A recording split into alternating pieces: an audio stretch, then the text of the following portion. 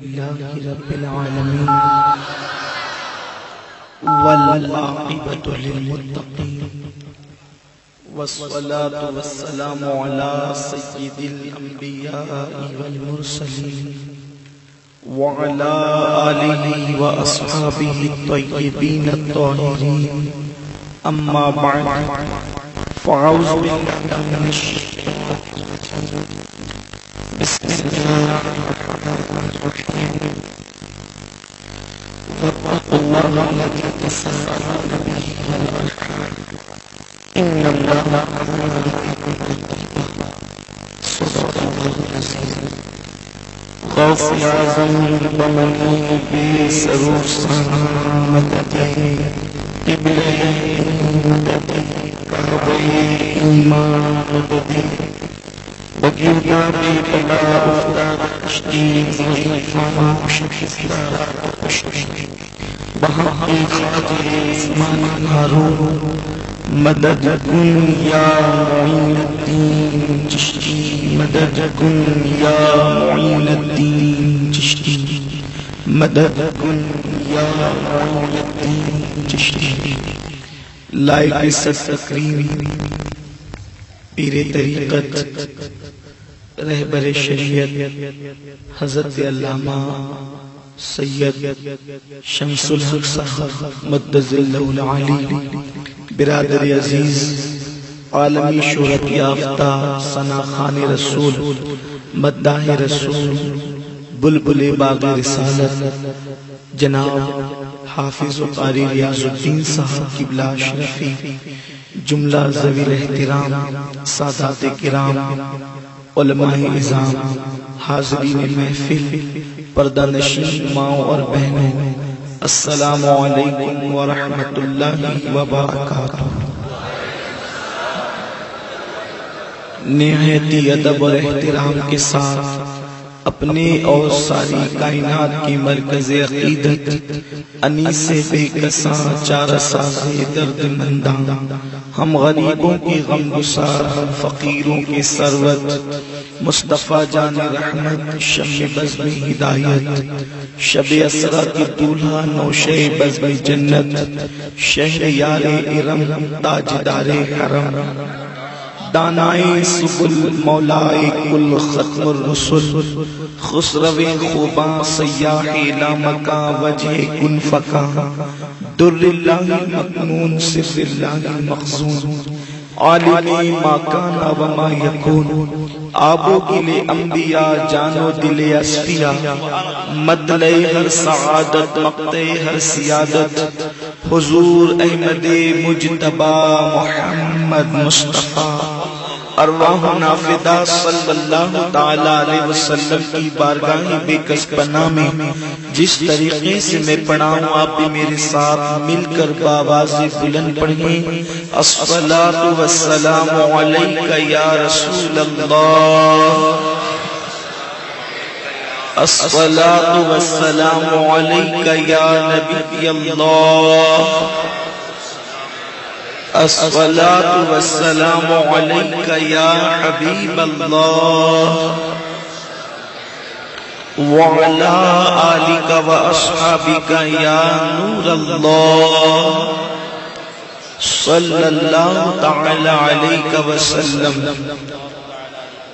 ہم خاک ہے اور خاک ہی ماوا ہے ہمارا، ہم خاک ہے اور خاک ہی ماوا ہے ہمارا، خاکی تو وہ آدم جد اعلیٰ ہے ہمارا، ہم خاک اڑائیں گے اگر خاک نہ پائی، ہم خاک اڑائیں گے اگر خاک نہ پائی، جس خاک میں مدفون شہ والا ہے ہمارا، جس خاک میں مدفون شہ والا ہے ہمارا۔ میرے پیارے آقا صلی اللہ تعالی علیہ وسلم کے پیارے دیوانوں، آیہ کریمہ کے جس حصے کی تلاوت کرنے کا میں نے شرف حاصل کیا ہے، رب قدیر اس کے متعلق مجھے حق کہنے اور آپ تمامی حضرات کو حق سن کر اس پر عمل کرنے اور اسے عام کرنے کی توفیق عطا فرمائے۔ منبر پر آنے سے پہلے مخدوم گرامی سید شمس الحق صاحب قبلہ نے بھی حکم فرمایا، اور ہمارے ناظرین جن کی نظامت اور نقابت بڑی عظیم ہے ماشاءاللہ، انہوں نے بھی حکم فرمایا کہ میں اپنی گفتگو کو جو ہے وہ طول دوں۔ دیکھیے بات اتنی ہے کہ اللہ کی توفیق پر یہ بات منحصر ہے کہ میرا کریم جو چاہے جتنا چاہے وہ بلوا لے۔ اللہ میری آپ سب کی حاضری کو قبول فرمائے۔ میرے پیارے آقا صلی اللہ تعالی علیہ وسلم کے پیارے دیوانوں، کائنات کے اندر اسلام ہی وہ مذہب ہے جس کے اندر مکمل انسانیت کا درس دیا گیا ہے۔ اسلام میں بلکہ اسلام کا عنوان ہی انسانیت ہے، قرآن کا عنوان ہی انسانیت ہے، اس لیے کہ جس میں انسانیت نہیں وہ کبھی مسلمان ہو بھی نہیں سکتا، وہ کبھی مومن ہو بھی نہیں سکتا۔ مومن ہونے کے لیے انسان ہونا ضروری ہے، اور انسان کو قرآن مقدس نے اتنی بلندی پر پہنچایا، اتنی عظمتوں پر پہنچایا کہ دنیا کی کوئی طاقت اس کا اندازہ نہیں کر سکتی۔ اسلام نے ہمیشہ ہمدردی کا درس دیا، اسلام نے ہمیشہ امن کا درس دیا، اسلام نے ہمیشہ حسن سلوک کا درس دیا۔ میرے پیارے آقا صلی اللہ علیہ وسلم کے پیارے دیوانوں، میرا اللہ فرماتا ہے وَاتَّقُوا اللَّهَ الَّذِي تَسَاءَلُونَ بِهِ وَالْأَرْحَامَ إِنَّ اللَّهَ كَانَ عَلَيْكُمْ رَقِيبًا، کہ جس رب کی بارگاہ میں تم سوال کرتے ہو اس رب سے رشتوں کے معاملے میں ڈرتے رہو، یعنی جس سے جو بھی رشتہ تمہارا ہے اس رشتے کو نبھانے کی کوشش کرو۔ اگر کسی سے پڑوسی کا رشتہ ہے تو پڑوسی کا رشتہ نبھانے کی کوشش کرو، اگر کسی سے دوستی کا رشتہ ہے تو اس سے دوستی کا رشتہ نبھانے کی کوشش کرو، اگر کسی سے اللہ اکبر ایمانی رشتہ ہے تو اس کو نبھانے کی کوشش کرو۔ اگر تم نے رشتوں کو نہ نبھایا تو تم نے جو سجدے مسجدوں میں کیے ہیں وہ سجدے تمہارے منہ پر مار دیے جائیں گے، اگر تم نے روزے رکھے ہیں تو تمہارے روزے رد کر دیے جائیں گے، کیونکہ رشتوں کے بغیر عبادتیں قبول بھی نہیں ہوتی۔ میرے پیارے آقا صلی اللہ علیہ وسلم کے پیارے دیوانوں، اتنے بڑے مجمع میں یہاں پر صوفیاء کرام بھی منبر پر جلوہ گر ہے، خانقاہی حضرات موجود ہے، میں آپ کی خدمت میں کچھ باتیں عرض کرنا چاہتا ہوں۔ اس ہندوستان کی سرزمین پر جتنے بھی صوفیاء تشریف لائے ہیں، میں پورے چیلنج کے ساتھ کہتا ہوں، سرکار غریب نواز سے لے کر محبوب الہی سے لے کر سرکار بندہ نواز تک اور جتنے اولیاء کرام ہیں، آپ ان کی زندگی کا جائزہ لے لیں، وہ لوگوں کے گھر تک پہنچ کر کبھی یہ کہتے نہیں تھے کہ تم اسلام قبول کر لو، وہ اتنا پیار دیتے تھے کہ سامنے سے آنے والا قدموں پہ ڈھیر ہو کر کے کہتا مذہب اسلام کی تعلیم ہم نے دیکھ لی ہے، اب ہم بھی اس کے اندر داخل ہونا چاہتے ہیں۔ میرے کے پیارے دیوانوں، بڑی معذرت کے ساتھ آج پوری محنت ظاہری عبادتوں پر ہو رہی ہے، ہم نماز کا کبھی انکار نہیں کرتے، نماز افضل العبادات ہے، نماز اہم العبادات ہے۔ میرے نبی نے فرمایا من ترک الصلاۃ متعمدا فقد کفر، جس نے ایک وقت کی نماز جان بوجھ کر چھوڑ دی وہ کفر کی حد تک پہنچ گیا۔ میرے رسول نے فرمایا جس نے ایک وقت کی نماز جان بوجھ کر چھوڑ دی اس کا نام جہنم کے دروازے پر لکھ دیا جائے گا۔ لیکن آپ کو یہ بات بھی پتا ہونا چاہیے، رسول پاک صلی اللہ علیہ وسلم نے کبھی کسی کے لیے نماز کو مختصر بھی کیا ہے، رسول پاک نے کبھی نماز کو کسی کے لیے چھوڑا بھی ہے، نفل عبادت کو۔ آئیے ذرا مدینہ منورہ کی زمین پہ چلتے ہیں اور ذرا وہاں سے کچھ درس حاصل کرتے ہیں، انسانیت کا درس، محبت کا درس، الفت کا درس۔ میرے پیارے آقا صلی اللہ علیہ وسلم کے پیارے دیوانوں، میرے اور آپ کے نبی مصطفیٰ کریم رؤوف الرحیم صلی اللہ علیہ وآلہ وسلم حجرہ عائشہ سے نکلتے ہیں۔ میں یہ تاریخی واقعے کو اور اس حدیث کو اپنے الفاظ کے جامع میں پیش کرنا چاہتا ہوں۔ حجرہ عائشہ سے اللہ کے حبیب نکلتے ہیں، دل میں تمنا یہ ہے آج میں اتنی طویل نماز پڑھوں گا، نفل نماز اتنی طویل پڑھوں گا کہ میں جب تک چاہوں اس وقت تک میں قرآن کی تلاوت کروں گا، پھر رکوع طویل ہوگا، پھر سجدہ طویل ہوگا. اب آپ اندازہ کریں جب صاحب قرآن خود قرآن پڑھتے ہوں گے اس وقت قرآن کا انداز کیا ہوتا ہوگا. میرے پیارے آقا صلی اللہ علیہ وسلم کے پیارے دیوانوں، جس پہ قرآن نازل ہوا ہے وہ مصطفیٰ جان رحمت جب خود قرآن پڑھتے ہوں گے تو رحمت الہی ان کی کیسے بلائیں لیتی ہوگی. اللہ اکبر. نماز پڑھنے والا رسول جب خود نماز پڑھتا ہوگا اس وقت نماز کی کیفیت کیا ہوتی ہوگی. یاد رکھیں نماز ادائے مصطفیٰ کا نام ہے. اللہ نے پورے قرآن میں صاف مرتبہ نماز پڑھنے کا حکم دیا، نماز قائم کرنے کا حکم دیا، مگر وضاحت نہیں کی نماز پڑھنا کیسے ہے. وہ مصطفیٰ جان رحمت کی مرضی پہ چھوڑ دیا گیا. حبیب جس انداز دلربانہ سے کھڑا ہو جائے اسی کو قیام کہتے ہیں. وہ جھک جائے تو رکوع بن جائے، وہ پیشانی کو زمین پہ رکھ کر عاجزی کی حد کرتے اسی کو سجدہ قرار دے دیا جائے. اس لیے کہ قدرت کو اس سے کیا غرض ہے کہ عبادت کیسے ہو رہی ہے. قدرت کو ادائے مصطفیٰ کو دیکھتے ہیں، قدرت کو ادائے مصطفیٰ کو دیکھتی ہے، حبیب کی اداؤں کو دیکھتی ہے. عبادت نام ہے تیری گلی میں آنے جانے کا، تصور میں تیرے رہنا. ریاضت اس کو کہتے ہیں. ہر مسلمان اللہ کے قانون کا پابند ہے. نبی جو کر لیتے ہیں اسی کو قانون بنا دیا جاتا ہے. اگر دنیا کا کوئی کتنا بھی بڑا مفتی، کتنا بھی بڑا عالم، کتنا بھی بڑا شیخ طریقت اگر 4 رکعت والی نماز پر 2 رکعت پہ سلام پھیر دے، نیت 4 کی اور 2 پہ سلام پھیر دے تو اس کو پوری دنیا سے یہی فتویٰ آئے گا، عرب ہو یا عجم ہر جگہ سے فتویٰ یہ آئے گا. اب آپ 4 رکعت کی نیت کر کے جو 2 پہ سلام پھیرا ہے وہ قبول نہ ہوئی، دوبارہ نیت کریں اور 4 مکمل ادا کریں. یہ ہر انسان کے لیے قانون، یعنی ہر مسلمان کے لیے قانون. لیکن آمینہ کے لال تیری عزتوں پہ قربان. اللہ اکبر. میرے نبی سفر مدینہ منورہ سفر ہجرت پہ جاتے جاتے 4 رکعت والی سحر کی نیت کرتے ہیں اور خیال آتا ہے کہ اس یسرف والے اس وقت وہ مدینہ نہ بنا تھا، یسرف تھا یسرف. اللہ اکبر. مصطفیٰ کریم کو اللہ میرے رب نے کیسا کریمانہ دل دیا تھا، کیسا رحمت دل دیا تھا. حالت نماز میں خیال آتا ہے کہ یسرف والے چھتوں پہ چڑھ کر کے آنکھوں پہ ہاتھ رکھ کے دور دور دیکھتے ہیں وہ نبی آ رہے ہیں یا نہیں، وہ حبیب آ رہا ہے یا نہیں. تو میرے رسول نے جلدی میں 4 رکعت والی نماز کی نیت کی اور 2 پہ سلام پھیر دیا. قدرت نے یہ نہیں کہا حبیب 4 کی نیت کی تھی 2 پہ سلام پھیرا اٹھیے اور 4 مکمل کیجیے نہیں، بلکہ قدرت کی طرف سے یہ قانون بن گیا. تو نے تو جلدی میں 2 پہ سلام پھیر دیا.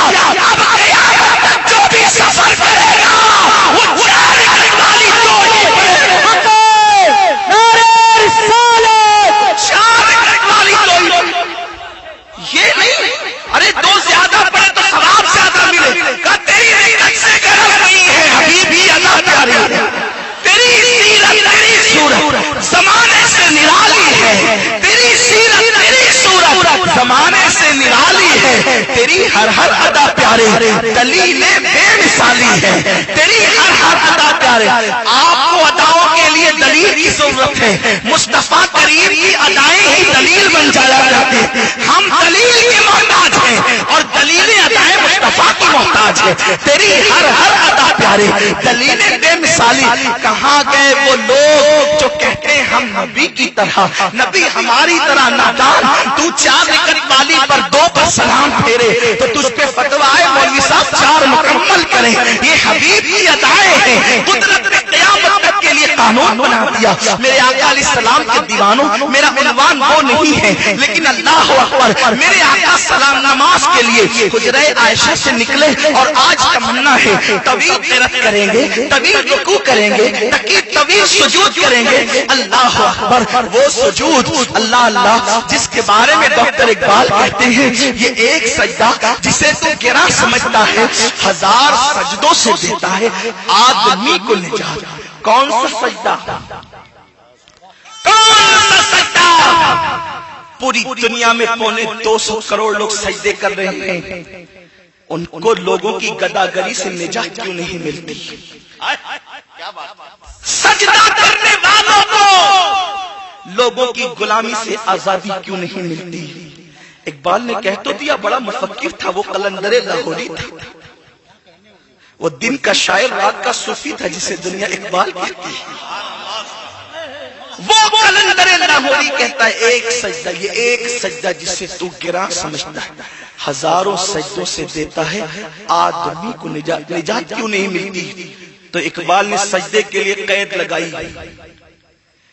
عشق تیرا اگر نہ ہو میری نماز کا امام، عشق اگر تیرا نہ ہو میری نماز کا امام، میرا قیام بھی حجاب میرا سجود بھی حجاب۔ پھر وہ سجدہ حجاب بن جاتا ہے، وہ سجدہ ترقی پر نہیں لے جاتا، امت اسی عشق مصطفیٰ سے دور ہو گئی، اسی لیے سجدے اب عروج پر نہیں لے جاتے، وہی حجاب بن جاتے، اس لیے کہ نماز سے پہلے امام عشق مصطفیٰ کو بنانا، نماز سجود سے پہلے اس سجود کے اندر عشق مصطفیٰ کی روح داخل کرنی ہوگی، ورنہ اقبال تو یوں کہہ گئے فلسفہ رہ گیا تلقین غزالی نہ رہی، رہ گئی رسم ازاں روح بلالی نہ رہی۔ مومن کی اذان وہ تھی اگر مردے سن لیتے تھے تو زندہ ہو جاتے، مردوں پہ اذان پڑی جاتی تھی تو زندگی مل جاتی تھی۔ آج تو لوگ اذان سن کر مسجد تک بھی نہیں آتے، وہ اذان کو کافر سن لیتے تھے تو ایمان کی دولت نصیب ہو جاتی تھی۔ آج مسجد تک لوگ نہیں آتے، کیوں؟ اذان تو ہے، روح بلالی نہیں، فلسفہ تو ہے، تلقین غزالی نہیں ہے۔ اور وہ تلقین غزالی کیا تھی؟ وہ تلقین غزالی کیا تھی؟ ہوٹلوں پر بیٹھ کر نبی پر بحث کرنے والوں سے پوچھو وہ تلقین غزالی کیا تھی؟ محفلوں کے اندر چیخ پکار کر کے رسول پاک کی عظمت پر اعتراض کرنے والوں سے پوچھو وہ تلقین غزالی کیا تھی؟ تلقین غزالی کس چیز کا نام ہے؟ تو آؤ غزالی کی جوانی ابھی بڑھاپے کی بات نہیں کرتا، تلقین غزالی کی ابتدا کی بات کرتا ہوں۔ بچپنا ہے غزالی کا، مدرسے میں آئے ہیں، استاد نے پوچھا غزالی تیرا اصل نام کیا ہے؟ چپ رہے، جواب نہ دیا۔ استاد نے پھر کہا تیرا اصل نام بتا غزالی، بیٹے با نام بتا، چپ رہے، جواب نہ دیا۔ تیسری مرتبہ استاد نے کہا اپنا نام بتا، استاد نے کہا سبق نہیں پوچھتا کیونکہ سبق کوئی بھول جاتا ہے، نادان نام بھی کوئی بھولتا ہے۔ استاد نے اٹھائی چھڑی، پٹائی کر دی، اٹھ کر کے گئے روتے ہوئے، وضو کر کے آئے اور آ کر کہتے استاد میرا نام محمد ہے، میرے ابا کا نام بھی محمد ہے اور میرے دادا کا نام بھی محمد ہے، محمد ابن محمد ابن محمد ہوں، محمد میرے دادا کا نام، محمد میرے باپ کا نام، محمد میرا نام۔ استاد نے کہا پہلے بتاتا ماں کھانے سے بچ جاتا، کہا استاد کروں کیا؟ ماں نے سکھایا نام محمد کبھی بے وضو نہیں لیتے، ماں کھانا گوارا ہوا، نام محمد بے وضو لینا گوارا ہوا۔ جس کا بچپنا یہ ہے اس کی جوانی کیا ہوگی، اور جس کی جوانی یہ ہوئے اس کی روحانیت کے شباب کا عالم کیا ہوا۔ فلسفہ رہ گیا تلقین غزالی، یہ تلقین غزالی ہے۔ تلقین غزالی سے اسلامی اسکالر بن کر ایجوکیشن پہ گفتگو کر کے قوم کو ترقی پہ نہیں لے جایا جا سکتا۔ ایجوکیشن اپنی جگہ، دولت اپنی جگہ، ترقی اپنی جگہ، لیکن سب سے بڑی ترقی کی جو جانیں ترقی ہے، جس نے عرب کے صحرا نشینوں کو کیسر و کسریٰ کا تاجدار بنایا ہے، وہ یہی ہے جسے عشق مصطفیٰ کہتے ہیں۔ عشق اگر تیرا نہ ہو میری نماز کا امام، میرا قیام بھی حجاب، میرے سجود بھی حجاب، میرا عنوان یہ بھی نہیں ہے، لیکن بات آئی تو میں نے عرض کر دیا میرے پیارے آقا علیہ السلام کے پیارے دیوانوں، آمینہ کا لال عبداللہ کا در یتیم حجرہ عائشہ سے نکلا ہے اور آقا کی تمنا ہے آج طویل نماز پڑھیں گے، طویل رکوع کریں گے، طویل سجود کریں گے، اور اس کے بعد میرے نبی نے جیسے ہی نماز شروع کی دور سے ایک ننھے سے بچے کی رونے کی آواز آئی. اب ذرا دل کے کانوں سے سننا, ذرا توجہ کے ساتھ سننا, نوجوان بوڑھے بچے سب, مرد عورتیں سب, تھوڑا سا اب توجہ لگائیں, کان لگائیں, دل کے کانوں سے سنیں, اس لیے کہ خطیب خطابت کے جوہر دکھاتا ہے. میں کوئی خطیب نہیں, ادبی جواہر پارے بکھیرتا ہے. میں کوئی ادیب نہیں, صوفی تصوف کا رنگ چڑھاتا ہے. میں کوئی صوفی نہیں, عالم عالمانہ وقار کے ساتھ گفتگو کرتا ہے. میں کوئی عالم نہیں, میں تو بس ایک قادری فقیر ہوں, اس در کا کتا ہوں, اور کچھ اسی در کی خیرات آپ کے دل میں بھی منتقل کرنا چاہتا ہوں. ذرا توجہ کے ساتھ میری بات کو سننا. یہ کسی فقیر کی آہیں ہیں, یہ کسی خطیب کی خطابت نہیں ہے. آمنہ کے لال نے جیسے ہی ننھے سے بچے کی رونے کی آواز حضور کے کانوں میں آئی ہے, حضور طویل قرت کرنا چاہتے ہیں, مگر آمنہ کے لال نے اس بچے کے رونے کی آواز کو سن کر اپنی قرت کو مختصر کیا, اپنے رکوع کو مختصر کیا, اپنے سجود کو مختصر کیا, اور نماز ہی مکمل مختصر کر دی. اور نماز مختصر کر کے میرے رسول اس آواز کی طرف چلنے لگے, اس آواز کی طرف بڑھنے لگے. آواز جہاں سے آ رہی تھی, حیرت کی بات یہ تھی, مدینہ منورہ کے کچھ لوگ بستروں پر سو رہے تھے, کچھ مصلے پر رو رہے تھے, کچھ ہاتھ اٹھا کر باب اجابت الہی کی طرف توجہ لگا کر آہو فگا اور آہو بکا کر رہے تھے.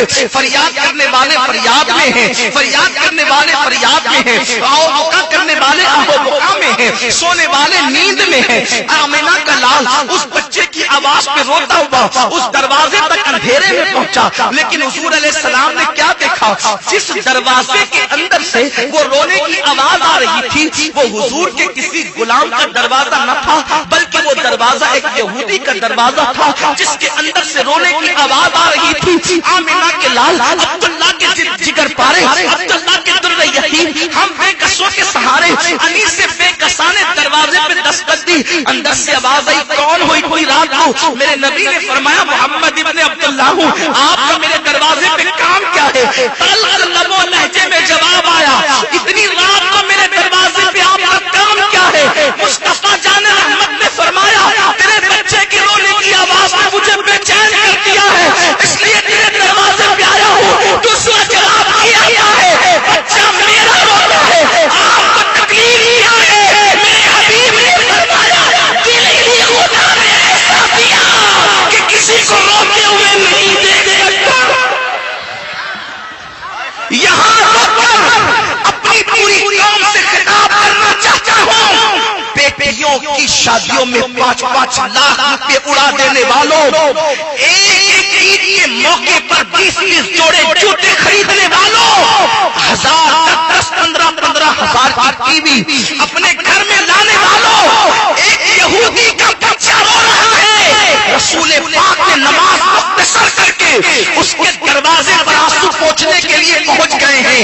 کسی کلمہ پڑھنے والے کا بچہ نہیں رو رہا تھا, بچہ یہودی کا رو رہا تھا. نبی بے قرار ہو کر آنسو پوچھنے کے لیے پہنچ گئے.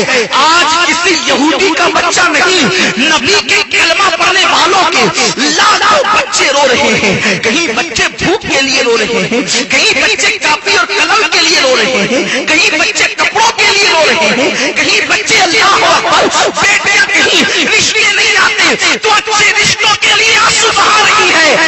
کوئی قوم ایسا دردمند دل جو ان کے آنسو پوچھنے کے لیے پہنچ جائے. آپ نے دین کو سمجھا کیا ہے؟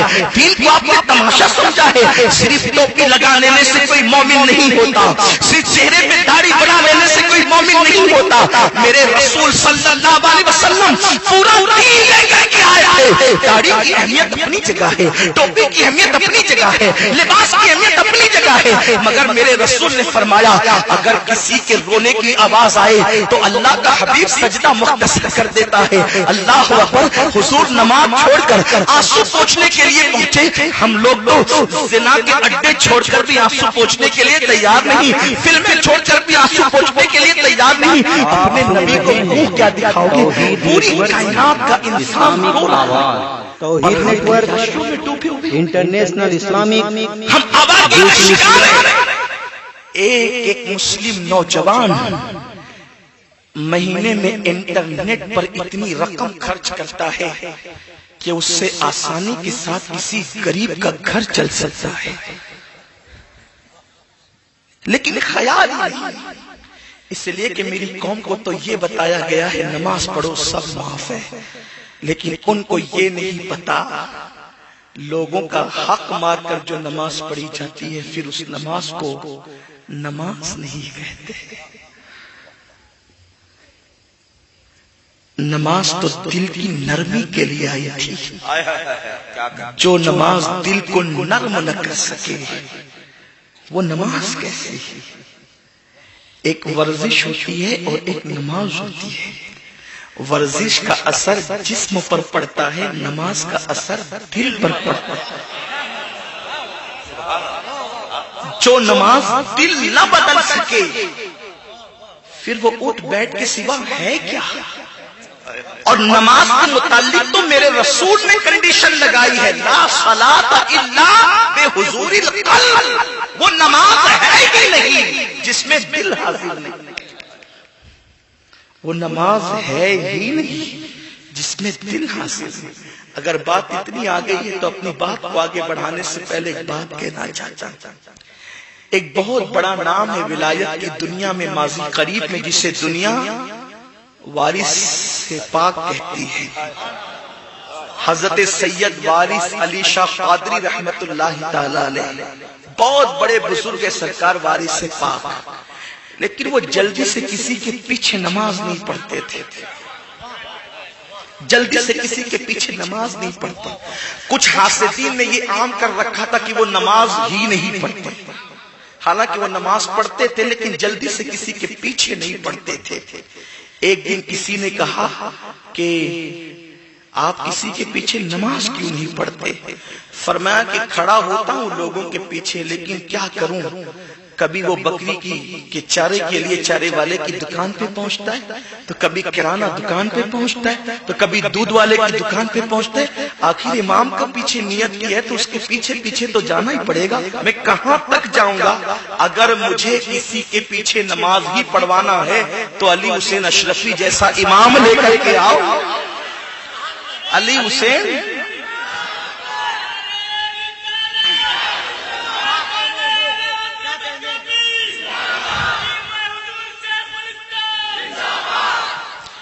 جیسا امام لاؤ جس کا حال یہ ہو کہ پھر وہ تحریمہ کہے تو جس کا نام لے اس رب تک پہنچا جائے۔ لا صلاۃ الا بحضور القلب، ہمارے بزرگوں کی شان یہ تھی۔ تو عرض یہ کر رہا تھا حضور ایک بچے کے، وہ یہودی بچے کے آنسو پوچھنے کے لیے پہنچے، لیکن قربان جائے جب تلخ لب و لہجے میں جواب آیا، یاد رکھنا اہل حق کا امتحان ہمیشہ تلخیوں سے ہوتا ہے، لیکن حق والوں کی شان یہ ہے وہ تلخی کا جواب تلخی سے نہیں دیتے۔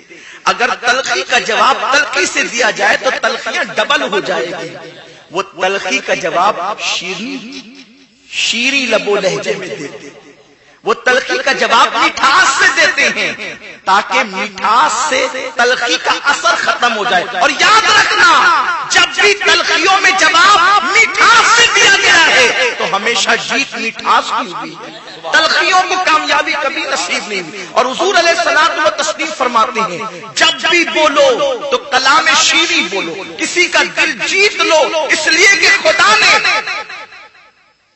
ہر وجود کے اندر ہڈی رکھی ہے، مگر زبان میں اللہ نے ہڈی نہیں رکھی، اس کو نرم رکھا ہے۔ کیوں؟ تاکہ تمہیں پتا چلے زبان سے نرمیاں بکھیرا کرو، سختیاں نہ بکھیرا کرو۔ اور آقا فرماتے ہیں تمہاری زبان اتنی میٹھی ہو، حضور فرماتے ہیں کسی جنتی کو دیکھنا ہے تو اس کی زبان اتنی میٹھی ہوگی کہ کوئی ایک مرتبہ ملے تو ہٹنے سے پہلے دوسری مرتبہ ملنے کی تمنا کرے گا۔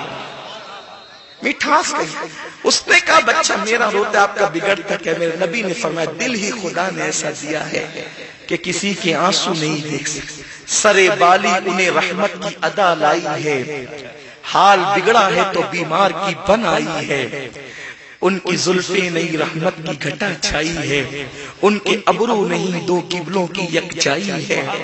میرے حبیب نے جب یہ جملہ کہا دروازہ کھل گیا، کہا بات اتنی ہے، میرا شوہر طویل عرصے سے سفر میں گیا ہے اور اب چراغ کا تیل بھی ختم ہو گیا ہے، چراغ بجھنے سے گھر میں اندھیرا ہے، اندھیرے کی وجہ سے بچہ روتا ہے۔ میرے نبی نے فرمایا رک جا۔ حضور اپنے گھر گئے، اپنے گھر کا چراغ لا کر سراج منیر نے اس کے گھر میں اپنا چراغ رکھا۔ قربان تو جائیں، یہودیوں کے ساتھ یہ سلوک میرے مصطفیٰ کا ہے۔ میں آپ سے پوچھنا چاہتا ہوں، صرف تسبیح کے دانے ہلانے کا نام اسلام نہیں ہے، اپنے گھر میں اندھیرا کر کے دوسرے گھر میں اجالا کرنا اس کا نام اسلام ہے۔ ہم یہ اسلام کب سیکھیں گے؟ اللہ اکبر۔ سراج منیر نے اپنے گھر کا چراغ اس کے گھر میں لا کے رکھا، جیسے ہی چراغ روشن ہوا بچے نے رونا بند کیا، میرے نبی کے لبوں پہ مسکراہٹ کھیلنے لگی، یوں مسکرائے جان سی کلیوں میں پڑ گئی، یوں لب کشا ہوئے کہ گلستہ بنا دیا۔ کائنات کے حبیب نے مسکرایا، پوری کائنات مسکرا اٹھی، اور پھر میرے سرکار اپنے گھر تشریف لے گئے۔ حضور نے پھر جو کرنا تھا وہ کیا۔ صبح ہوئی، اتفاق وہ شخص واپس آ گیا اسی صبح کو، بیوی سے پوچھا ایک چراغ چھوڑ گیا تھا، دوسرا آیا کہاں سے؟ اس نے پوری رات کی داستان بیان کی کہ حضور نے اپنے گھر کا چراغ ہمارے گھر میں رکھا۔ اس نے کہا سارے کام بعد میں ہوں گے، چلو چل کر محمد کا چراغ واپس کرتے ہیں۔ بیوی کو ساتھ لیا، بچے کو ساتھ لیا، اور چراغ جب واپس کرنے کے لیے گیا تو ہاتھ جوڑ کر کہتا ہے مصطفیٰ کریم، آپ نے رات کو چراغ اپنے گھر کا جلا کر میرے گھر کی تاریکی دور کی ہے، اب ذرا ایمان کا چراغ جلا کر کے دل کی تاریکی بھی دور فرما۔ حضور علیہ السلام و تسلیم نے اس طرح لوگوں کو اسلام کے قریب کیا۔ میرے پیارے آقا علیہ السلام کے پیارے دیوانوں، حیرت کی بات ہے ہم کس کے ساتھ یہ سلوک کیسے کر سکیں گے جبکہ ہم اپنے مسلمان پڑوسی کے گھر اس کو خوش کرنے کی کوشش نہیں کرتے، ہم اپنے سگے بھائی کا حق ادا نہیں کرتے۔ اوروں کو تو چھوڑو، بات کو سمیٹتے ہوئے عرض کروں، جو ماں باپ کا حق ادا نہ کریں وہ کس کا حق ادا کریں؟ آج کا نوجوان ماں باپ کو جتنا ترسا رہا ہے، جتنا تڑپا رہا ہے، شاید ماضی میں کبھی ایسا ہوا ہو۔ آج کے نوجوان اپنے ماں باپ کو گھر کا کچرا سمجھتے ہیں۔ آج کے نوجوان اپنے باپ کو ابو جان کہنے میں بھی شرماتا ہے۔ آج کا نوجوان اپنی ماں کو امی کہنے میں بھی شرماتا ہے، بلکہ لوگ تو بڈھی بڈھا بڑی بھی پتہ نہیں کیا کیا کہتے ہیں۔ یہ جھریاں پڑے ہوئے چہرے جو تمہیں مکروہ نظر آتے ہیں، تمہارے دل کی بیماری کی وجہ سے یہ چہرے مکروہ نہیں ہیں۔ کسی حسین کو دیکھنے سے بھی وہ ثواب نہیں ملتا جو ان جھریاں پڑے ہوئے چہروں کو دیکھنے سے ثواب ملتا ہے۔ میرے محبوب مصطفیٰ جان رحمت نے فرمایا جو ماں کا چہرہ پیار سے دیکھ لے اللہ اسے ایک مقبول حج کا ثواب عطا فرما دیتا ہے۔ بڑی معذرت کے ساتھ آج میرے نوجوان دوستوں پر تو خرچ کرتے ہیں، ماں باپ پہ خرچ نہیں کرتے۔ بڑی معذرت کے ساتھ ہم قوالیوں کی محفل میں، نعتوں کی محفل میں ہزاروں اڑا دیتے ہیں تاکہ لوگ دیکھیں کہ ہم کتنے بڑے عاشق رسول ہیں۔ میں یہ نہیں کہتا کہ نعت سن کے نذرانہ نہیں دینا چاہیے، نعت سن کر نذر پیش کرنا یہ میرے نبی کی سنت ہے، دیا کرو۔ لیکن جو گھر میں ماں کو یہ ڈانٹ کر کے آیا ہے چپ رہے، تجھے کتنا دوا کھانے کے لیے پیسہ دوں، اور اگر وہ ماں کو یوں ڈانٹ کر آیا ہے اور اب نعت میں اور سما کی محفل میں پیسے دے رہا ہے تو آپ بتائیں کیا اس کا یہ دینا قبول ہوگا؟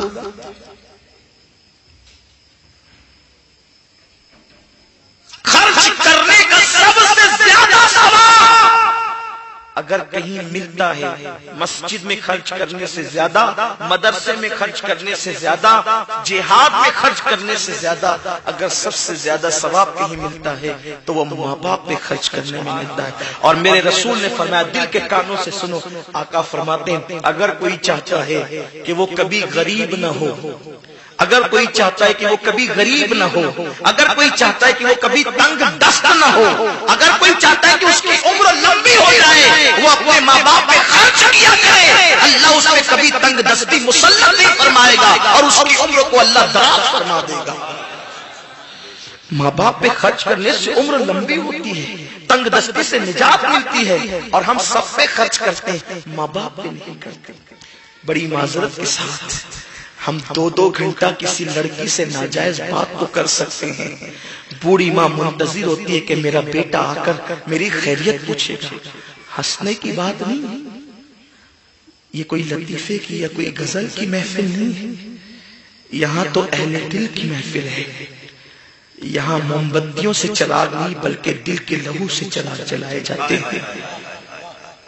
اس محفل میں مسکرا کر یا ہنس کر کے آپ جملوں کو ضائع نہیں کرنا۔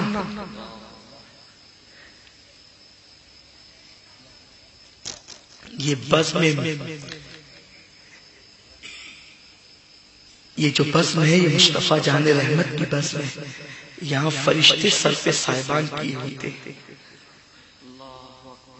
یہ دل کو بہلانے کی محفل نہیں ہے،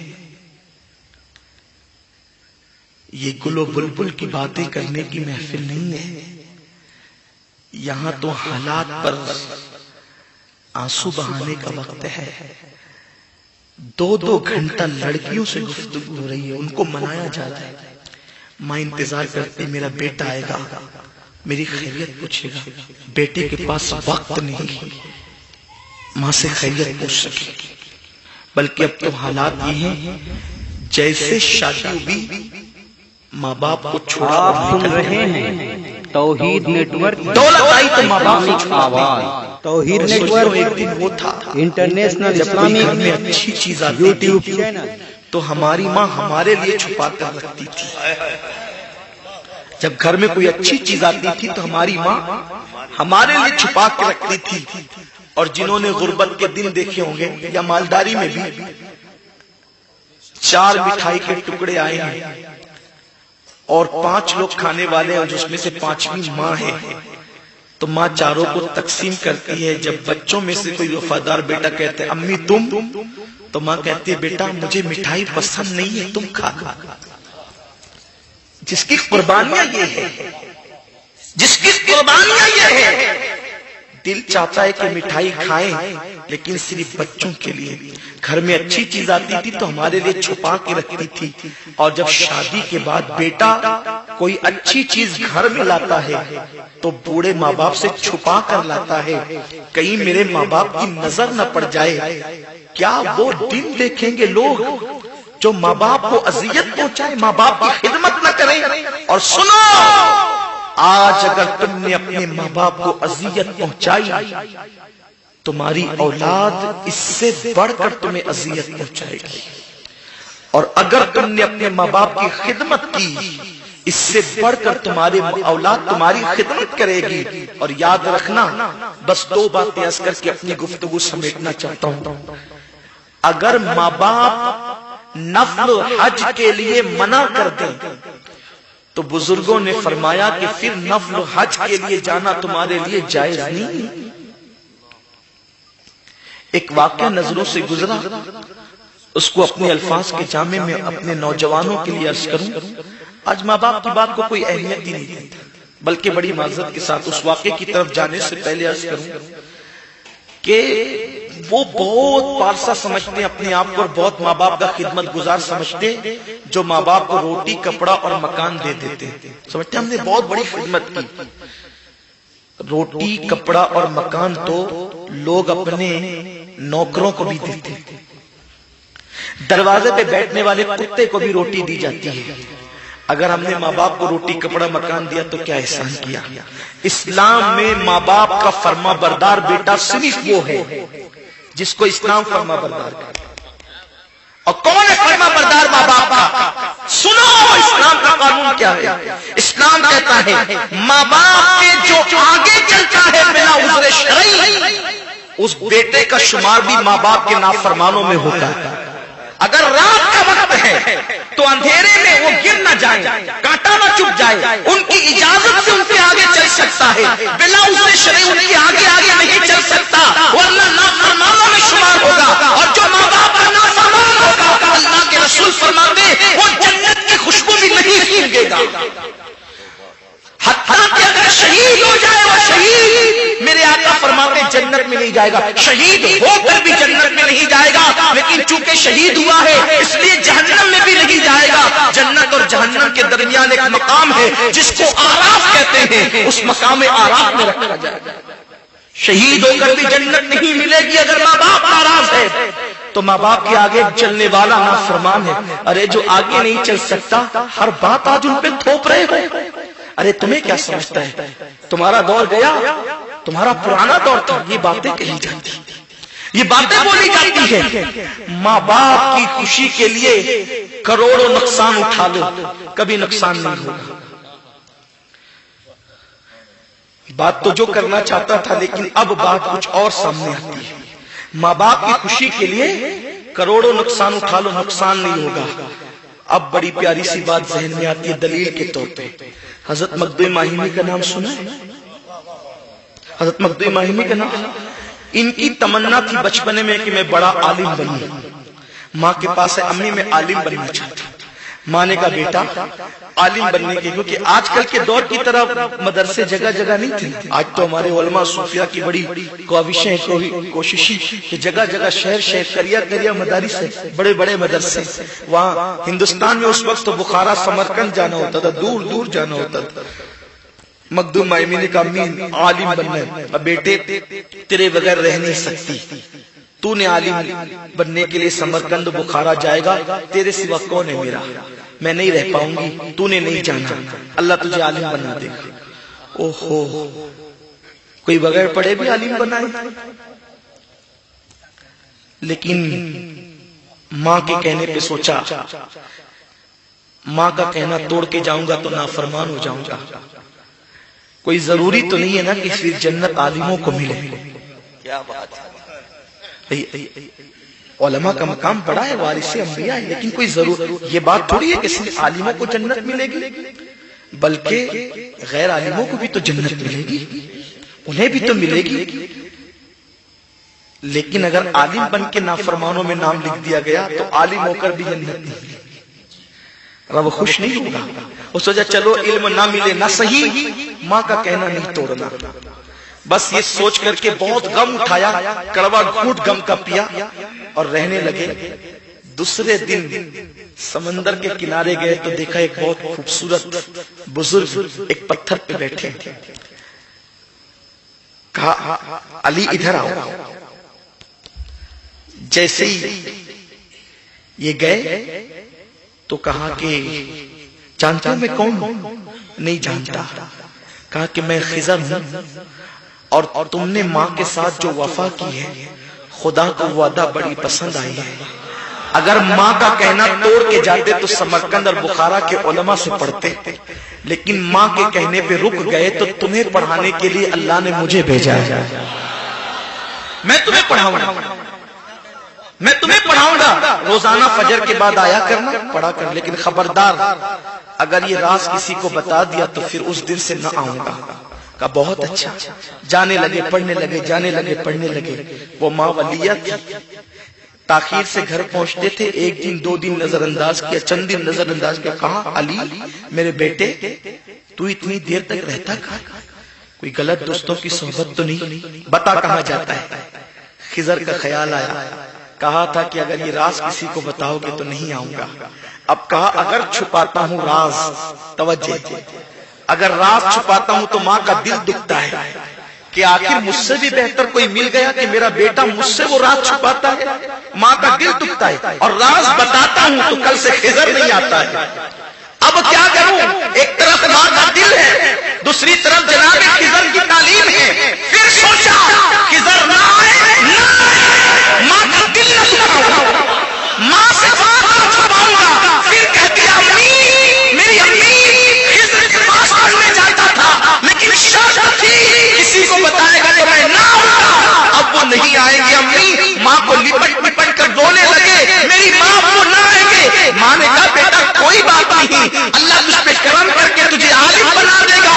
جب دوسرے دن گئے تو خضر نہ آئے، بہت روئے ماں کے پاس آ کر، لیکن جب تیسرے دن گئے تو خضر موجود تھے۔ خضر نے کہا علی پڑھانے نہیں آیا، بتانے آیا ہوں، کیونکہ میرا وعدہ تھا اور تو نے بھی کہا تھا کہ راز نہ بتائے گا۔ میں نے کہا تھا بتائے گا تو نہ آؤں گا، میں اب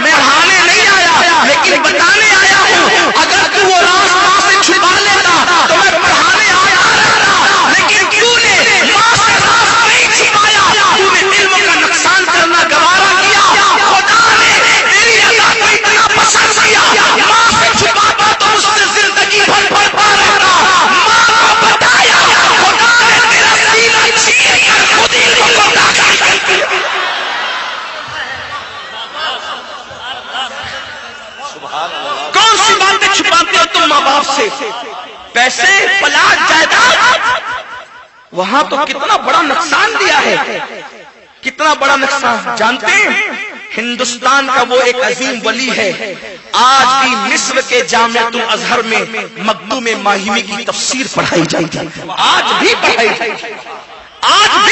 جاتی ہے. یہ ہے والدین کے ساتھ حسن سلوک کا عظیم ثمرہ جس سے ہم کوسوں دور ہیں. حاجی صاحب ہو گئے، نمازی صاحب ہو گئے، لیکن ماں باپ کو ترسانا نہیں چھوڑا. تو جو ماں باپ کے آگے چلے ان کا شمار ماں باپ کے نافرمانوں میں ہوگا. دل کہتا ہے رکیے، شوق کہتا ہے آگے بڑھیے، مخدوم صاحب کی نصیحت کہتی ہے کہ آگے بڑھیے، ناظم صاحب کا اصرار کہتا ہے کہ آگے بڑھیے، اور کل کی ذمہ داریاں کہتی ہے کہ یہیں رک جائیے. لیکن اب سنیے بات اور بات آتی ہے. میرے استاد حضور عطائے مفتی اعظم امیر سنی دعوت اسلامی فرماتے ہیں کہ جب تقریروں کے نکات اچھے آتے ہیں تو یہ تمہارا فن نہیں ہوتا، یہ تمہارے ساتھ بیٹھنے والے اللہ والوں کا فن ہوتا ہے، ان کے ذریعے کرم ہوتا ہے. یہاں سادات موجود ہے نا، تو پھر بات بھی ایک خاص ذہن میں آتی ہے. ماں باپ اگر کھڑے ہوں آپ بیٹھ جائیں تو بے ادب نافرمانوں میں آپ کا شمار ہے. وہ کھڑے ہو تو آپ بیٹھ نہیں سکتے، وہ نیچے بیٹھے ہو تو آپ اوپر نہیں بیٹھ سکتے، ورنہ نافرمانوں میں شمار ہوگا. صرف کھانا کھلا کر نہیں چھوٹ سکتے ہیں آپ، صرف بیماری میں دوا دے کر کے آپ نہیں چھوٹ سکتے. یہ ان کا احترام ہے، بادشاہوں کی طرح ان کا احترام ہونا چاہیے. اور آپ جانتے ہیں ماں باپ کھڑے اور آپ بیٹھے رہے تو نقصان کیا ہے؟ حشت و بہشت کے اندر بھی یہ روایت موجود ہے، لیکن میں اس کو جہاں سے پڑھ رہا ہوں وہ امام حمیدی سے پڑھ رہا ہوں. امام حمیدی اس محدث کا نام ہے جس سے امام بخاری حدیث لیتے ہیں. امام حمیدی نے لکھا ہے، اب ذرا توجہ سے سنیں، حالانکہ حشت و بہشت میں بھی موجود ہے لیکن امام حمیدی کا حوالہ پڑھ رہا ہوں، کیونکہ حشت و بہشت کو تو ہم اہل سنت مانتے ہیں، صوفیہ کے ماننے والے مانتے ہیں، لیکن حمیدی کو تو سبھی مانتے ہیں. امام بخاری جیسے حدیث لیتے ہیں. اب حمیدی نے جو لکھا ہے وہ بات کیا ہے، توجہ سے سنیں. باپ کھڑا ہو بیٹا بیٹھا ہو تو نقصان کیا ہے. صرف اتنی بات اگر آپ کے سمجھ میں آئے تو شاید آج کی محفل کامیاب ہو جائے. حضرت یعقوب علیہ السلام یوسف علیہ السلام کی جدائی میں اتنا روئے کہ آنکھیں چلی گئی. 50 سال کے بعد کم و بیش حضرت یوسف علیہ السلام سے حضرت یعقوب علیہ السلام کی ملاقات ہوئی. یوسف علیہ السلام بہت مصیبتوں سے گزرے. سوتیلے بھائی اٹھا کے لے گئے، کنویں میں ڈال دیا، مارا پیٹا، پھر کنویں سے نکالے گئے تو کھوٹے سکوں کے بدلے بیچ دیا، پھر مصر کے بازار میں بکے، پھر اس کے بعد 10 سال تک کے قید خانے میں، مصر کے قید خانے میں رہے، پھر خدا نے بادشاہ بنا دیا. سوتیلے بھائی آئے، وہ پہچان نہ سکے، حضرت یوسف ان کو پہچان گئے، لیکن حضرت یوسف علیہ السلام نے بدلہ نہیں لیا، ان کو نوازا، پھر ان کو بتایا کہ میں یوسف ہوں، بادشاہ بن گیا ہوں. انہوں نے کہا کہ بابا نابینا ہو گئے، تیری یاد میں روتے روتے. آپ نے فرمایا میرا کرتا لے جاؤ، آنکھوں پہ ڈال دینا، روشنی آ جائے گی. قرآن کی بات ہے، حضرت یوسف کے کرتے سے روشنی آ گئی. لوگ اس پہ ہم سے لڑتے ہیں، مشکل کشا تو صرف اللہ ہی ہے، لیکن قرآن کی سورہ یوسف کہتی ہے کہ یوسف کے کرتے نے بھی حضرت یعقوب کی مشکل کشائی کی، کیونکہ مشکل کشائی کہتے ہیں مشکل کو دور کرنا. نابینگی مشکل ہے، جو اس کو دور کر دے وہ مشکل کشا ہے. جب نبی کا کرتا مشکل کشا ہو سکتا ہے تو کیا نبی مشکل کشا نہیں ہو سکتا؟ اور جب یوسف مشکل کشا ہو سکتے ہیں تو جانے یوسف محمد الرسول اللہ مشکل کشا نہیں ہو سکتے؟ اللہ تعالیٰ اپنی ذات و صفات جو اس کی شان ہے وہ حقیقی ہے، وہ حقیقی مشکل کشا ہے، اور اللہ نبیوں کو ولیوں کو مشکل کشا بنا دے تو اس میں لڑنے کی کوئی بات نہیں ہے. بہرحال جب حضرت یعقوب کی آنکھوں میں روشنی آئی تو جناب یعقوب نے تمنا کی کہ میں اپنے بیٹے یوسف کو دیکھوں گا، میرے بیٹے یوسف سے ملاقات کے لیے جاؤں گا. اب جو اصل بات ہے وہ یہ، حضرت یعقوب مصر شام سے چلے مصر کے لیے، اس کے لیے بیٹے کو دیکھنے کے لیے. بیٹا میری آنکھ کی ٹھنڈک ہے، میرا یوسف. جب دیکھنے کے لیے چلے، فرشتوں نے کہا اللہ 50 سال سے تیرا یعقوب روتا رہا یوسف کے لیے، مولا یہ ملاقات جو ہوگی، ہم جدائی کے لمحات میں یعقوب کے ساتھ روتے تھے، کبھی یوسف کے ساتھ روتے تھے، اب دونوں باپ بیٹے ملنے والے ہیں، وہ منظر کیسا ہوگا جب باپ بیٹے 50 سال کے بعد آپس میں ملاقات کریں گے۔ اللہ نے فرشتوں کو کہا جاؤ وہ منظر تم بھی دیکھ لو کہ باپ بیٹے کیسے ملیں گے۔ اب ذرا دیکھنا، حضرت یعقوب تشریف لائے حضرت یوسف علیہ السلام سے ملنے کے لیے، حضرت یوسف مصر کے تخت پر بیٹھے ہوئے ہیں، حضرت یعقوب سامنے سے آتے ہیں، حضرت یعقوب سامنے سے آتے ہیں، یوسف مصر کے تخت پر ہے۔ پہلی نظر جب باپ کے چہرے پہ پڑی، حضرت یوسف سستی سے نہیں، غفلت سے نہیں، معاذ اللہ حضرت یوسف جان بوجھ کر نہیں، بلکہ باپ کے چہرے پہ 50 سال کے بعد جب پہلی نظر پڑی تو یوسف فرد محبت میں باپ کے جلووں میں ایسا گم ہو گئے کہ تعظیم کے لیے اٹھ کر کھڑے ہونا بھول۔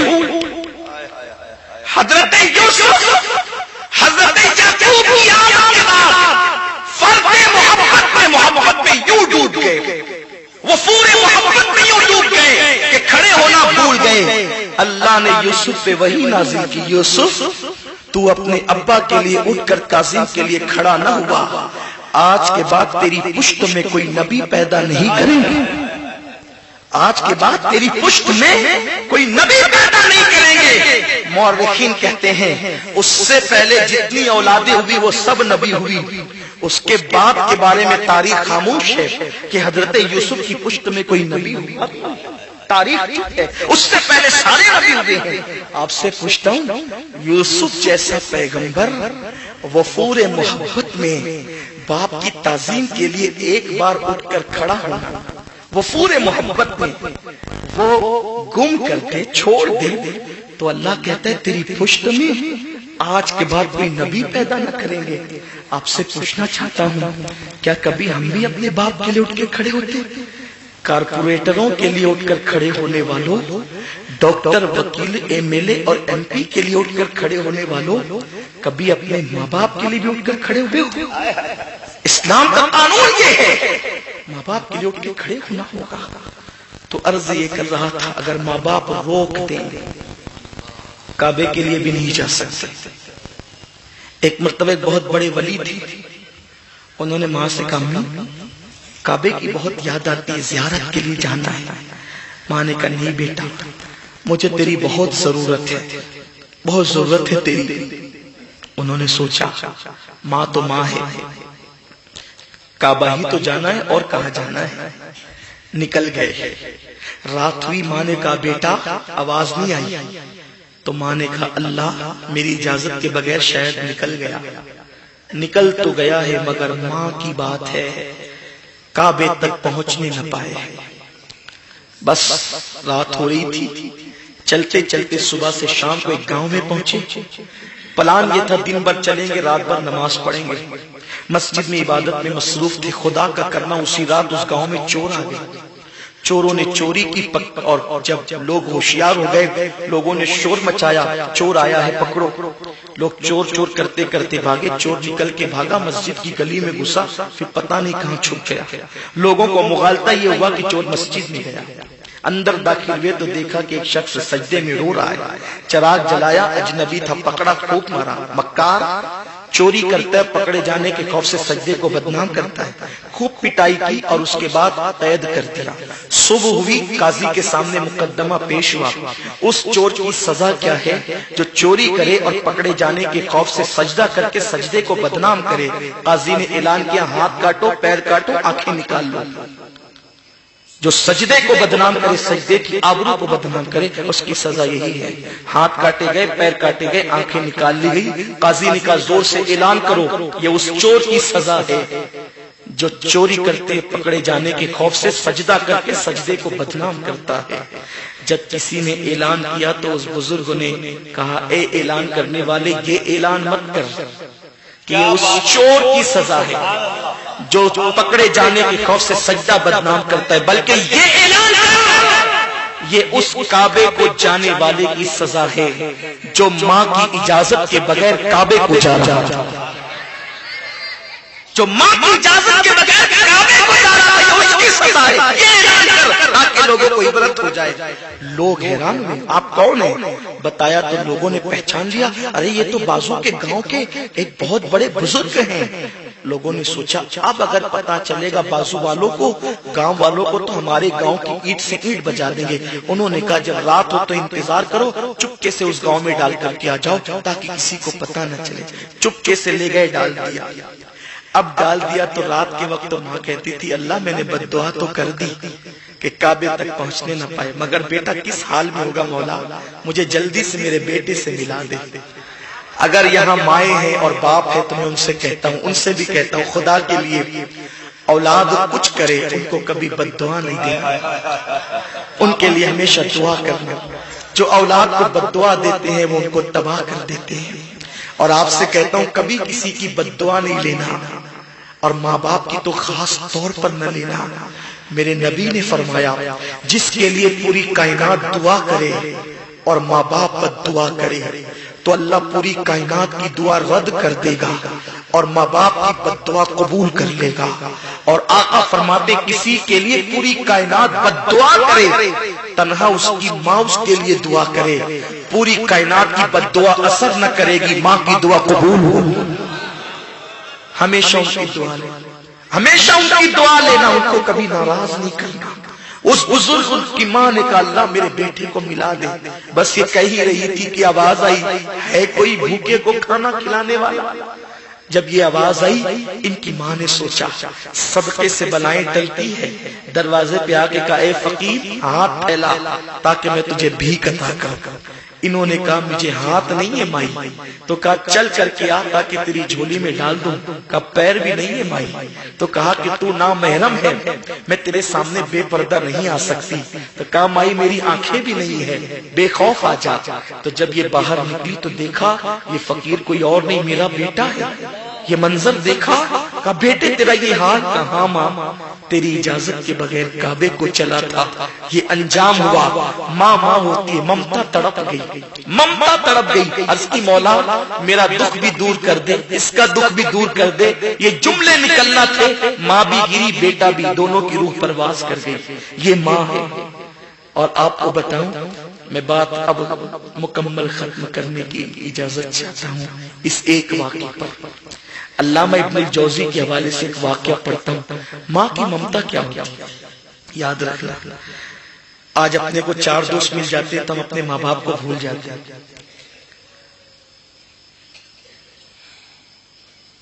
لوگ مل جاتے ہیں تو ان کو کبھی مت بھولنا، ہر محبت کے پیچھے کوئی نہ کوئی مقصد ہوتا ہے۔ صرف ماں باپ ہوتے جن کی محبت بے لوث ہوتی ہے، اس کے پیچھے کوئی مقصد نہیں۔ ہر جگہ ریاکاری ہو سکتی ہے، یہاں ریاکاری نہیں۔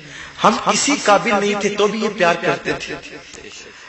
آج کوئی خطیب سے پیار کرتا ہے اس کی خطابت کی وجہ سے، کسی قاری سے پیار کرتا ہے اس کی قرات کی وجہ سے، کسی عالم سے پیار کرتا ہے اس کے علم کی وجہ سے، کسی نقیب سے پیار کرتا ہے اس کی نقابت کی وجہ سے، پیر سے پیار کرتا ہے اس کے زہد و تقوی کی وجہ سے۔ ماں باپ ان سب چیزوں کو نہیں دیکھتے، وہ تو یہ دیکھتے میری اولاد ہے، اور وہ دل سے پیار کرتے، ان سے کبھی رشتہ ٹوٹتا بھی نہیں، وہ کبھی ریاکاری نہیں کرتے، بہت پکی محبت کرتے، ان سے رشتے ٹوٹ بھی نہیں سکتے، کیونکہ ان کی ممتا کیا ممتا ہے۔ اب ذرا دل کے کانوں سے سنو ماں کی ممتا کسے کہتے ہیں، ماں کی ممتا کیا ہے۔ اللہ اکبر۔ علامہ ابن الجوزی ایک واقعہ لکھتے ہیں۔ واقعہ یہ ہے کہ حضرت مالک الدینار ایک مرتبہ حج کے لیے گئے، حج کے لیے پہنچے تو دیکھا کہ لاکھوں لوگ کعبے کا طواف کر رہے ہیں، لاکھوں لوگوں کو کعبے کا طواف کرتے ہوئے دیکھا تو دل میں خیال آیا اللہ تو نے اسلام کو کتنی جلدی غلبہ دیا کہ لاکھوں لوگ حج کے لیے آئے کعبے کا طواف کر رہے ہیں۔ دعا کی اللہ اس سال جن جن لوگوں نے حج کیا 2 لوگوں کو بتا کس کا حج تو نے قبول کیا اور کس کا رد کیا۔ جو قبول کیا اللہ نے اس کو بھی بتایا، لیکن حضرت مالک الدینار نے اس کو بتایا نہیں کہ کس کا قبول کیا۔ میرا وجدان یہ کہتا ہے شاید ان قبول کرنے جن کا قبول ہوا وہ مالک الدینار ہی ہوں گے، اس لیے نام اوپن نہیں کیا، لیکن جس کا رد کیا اس کا نام محمد ابن ہارون بلخی تھا۔ اللہ نے کہا میں نے اس کا حج اس کے منہ پہ مار دیا، اس کا حج رد کر دیا۔ مالک الدینار صبح اٹھے اٹھ کر کے آپ جہاں بلخ کے حاجیوں کا خیمہ تھا وہاں پہنچے اور کہا کہ تم میں محمد بن ہارون کون ہے؟ تو بلخ والوں نے کہا اے مالک الدینار تو کس کا نام لیتا ہے؟ محمد بن ہارون بلخ کا وہ متقی آدمی ہے کہ اس جیسا متقی پورے بلخ میں کوئی نہیں ہے۔ 40 سال سے ہم اس کو دیکھ رہے ہیں کہ ایک دن بھی اس نے کبھی روزہ نہیں چھوڑا، کسی رات کو وہ کبھی نہیں سویا، پوری رات 40 سال سے عبادت کرتا ہے اور پورا دن ہر دن روزہ رکھتا ہے، اور 40 سال سے ہر سال وہ پیدل حج کے لیے آتا ہے، اور اتنا متقی ہے کہ خیموں میں بھی نہیں رکتا بلکہ وہ پہاڑ میں کھلے آسمان کے نیچے رکتا ہے تاکہ لوگ اس کی عبادت میں خلل نہ کریں۔ مالک الدینار کا اندر سے تجسس بڑا، پورا بلخ اور وہ بھی بلخ کے حجاج جس کے تقوی کی شہادت دے رہے ہیں، اس بندے کے بارے میں خدا نے کہا اس کا حج رد کر دیا، اس کا حج اس کے منہ پہ مار دیا۔ مالک الدینار نے کہا وہ ہے کہاں؟ لوگوں نے پتہ بتایا، مالک ابن دینار وہاں گئے تو کیا دیکھا؟ وہ کھڑا ہوا رو رہا ہے، اللہ مجھے بخش دے، مجھے معاف کر دے، مجھے بخش دے، اتنی گریا کر رہا ہے، لیکن اس کا ایک ہاتھ کٹا ہوا ہے اور ہسلی سے بندھا ہوا ہے زنجیر کے ساتھ، پیروں پہ بھی اس نے زنجیر ڈال رکھی ہے اور زنجیر پکڑ رکھی ہے، رو رہا ہے۔ جب مالک الدینار کو آتے دیکھا تو اس نے ہاتھ چھوڑ دیا، چپ ہو گیا، آنسو پوچھ لیے۔ مالک الدینار کو دیکھ کر کہا اے اللہ کے ولی، شاید کوئی خواب تمہیں میرے پاس آیا ہے۔ حضرت مالک ابن دینار نے سوچا اتنا پہنچا ہوا بندہ خواب میں نے دیکھا یہ بتاتا ہے اور اس کا حج رد ہو گیا، تو آپ کو جھجک ہوئی کہ میں اس کو کیا بتاؤں، اس سے کیا بات کروں؟ تو پھر اس نے کہا اے مالک، اللہ نے تجھے خواب میں یہی بتایا نا کہ میرا حج اس نے میرے منہ پہ مار دیا، میرا حج قبول نہیں کیا، مالک بتاؤ، بولو کیا پیغام دیا اللہ نے، یہی نا؟ حضرت مالک الدینار کو اور افسوس تعجب ہوا، یہ تو خواب کا مضمون بھی جانتا ہے۔ تو حضرت مالک ابن دینار نے چپ رہ کہا بولو۔ حضرت مالک ابن دینار نے کہا تمہیں کیسے پتا چلا کہ خواب مجھے یہاں تک لایا اور تیرا حج اللہ نے رد کر دیا؟ تب اس شخص نے کہا مالک ایک دو دن کی بات نہیں، یہ 40 سال کی داستان ہے، ہر سال 40 سال سے پیدل حج کے لیے آتا ہوں، لیکن جب حج کے دن مکمل ہو جاتے ہیں تو ہر سال کسی نہ کسی ولی کو اللہ خواب میں یہ بات بتاتا ہے کہ میں نے ابن ہارون کا حج رد کر دیا۔ مالک الدینار نے کہا اے ابن ہارون، اللہ کریم ہے، وہ کسی پہ ظلم نہیں کرتا، 40 سال سے اگر تیرا حج رد ہو رہا ہے کوئی تو وجہ ہوگی۔ ابن ہارون نے کہا ہاں، میں وہ بدنصیب انسان ہوں، وہ بدبخت انسان ہوں میں جس سے وہ گناہ ہوا ہے کہ شاید جس کی معافی نہ ہو۔ مالک الدینار نے کہا وہ کیا؟ کہا میری داستان بڑی دردناک ہے۔ مالک ابن دینار نے کہا کیا ہے؟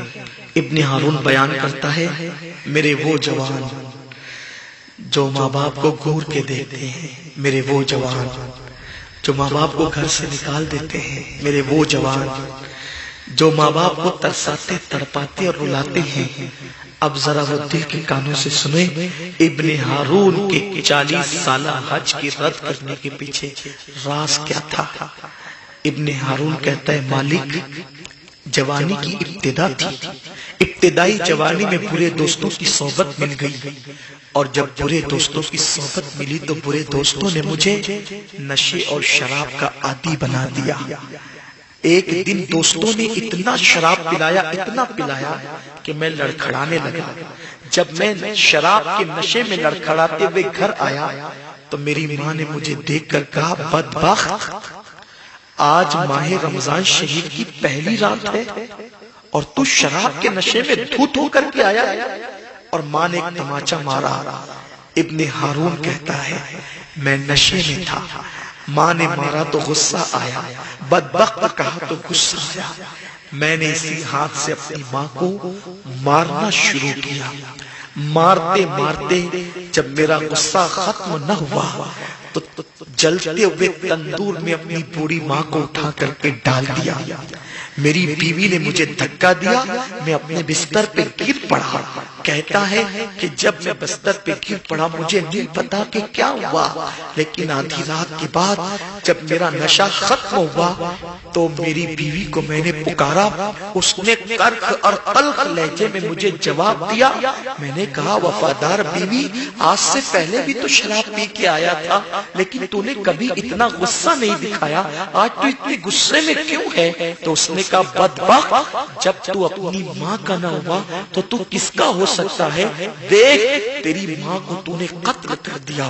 ابن ہارون کہتا ہے میں جلدی سے اٹھا تو میں نے دیکھا میری ماں جلی ہوئی روٹی کی طرح پڑی ہوئی تھی اور میری ماں مر چکی تھی، لیکن اب پچھتانے سے کیا ہوتا جبکہ ماں کا انتقال ہو چکا تھا۔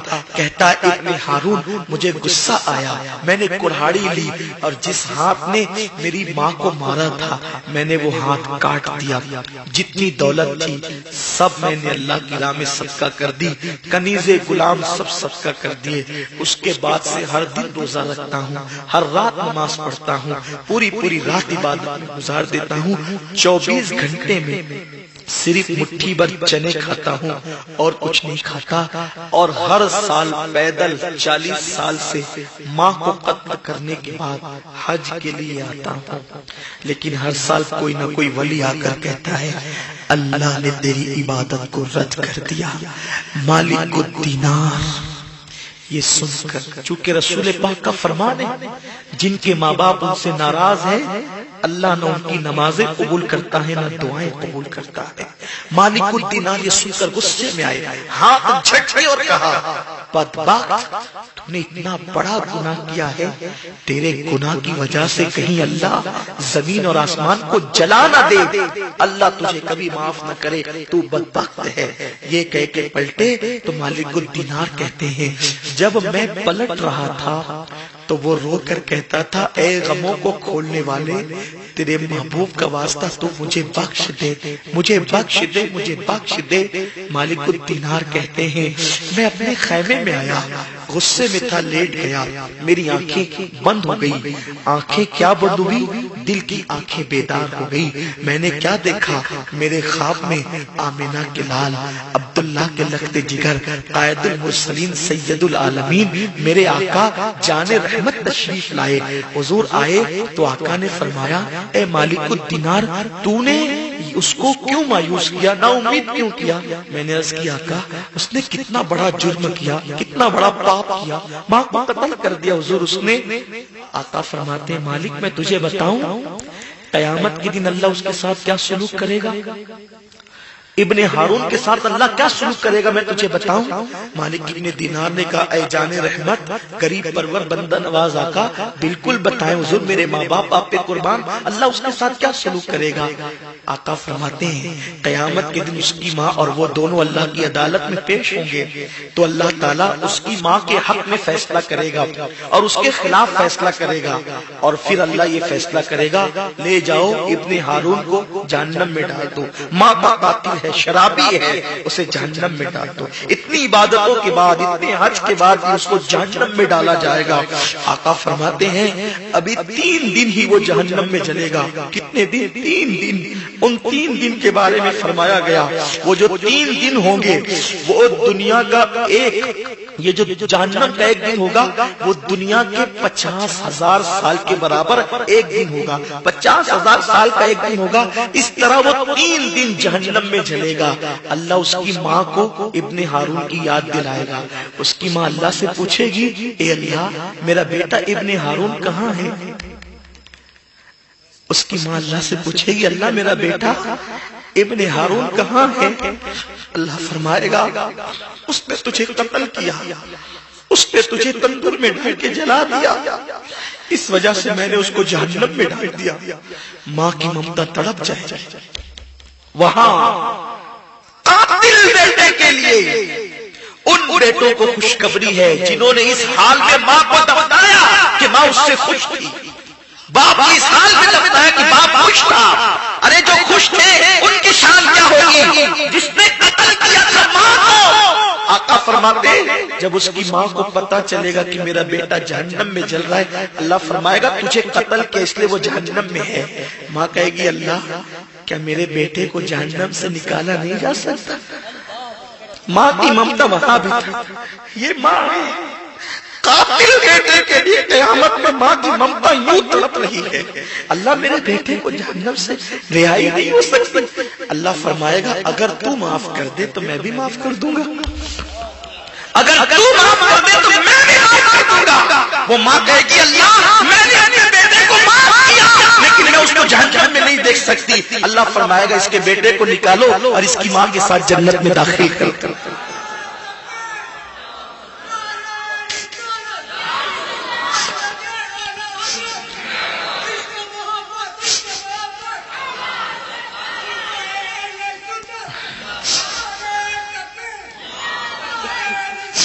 قاتل بیٹے کو ماں جہنم میں نہیں دیکھ سکے گی. یہ ماں کی ممتا ہے.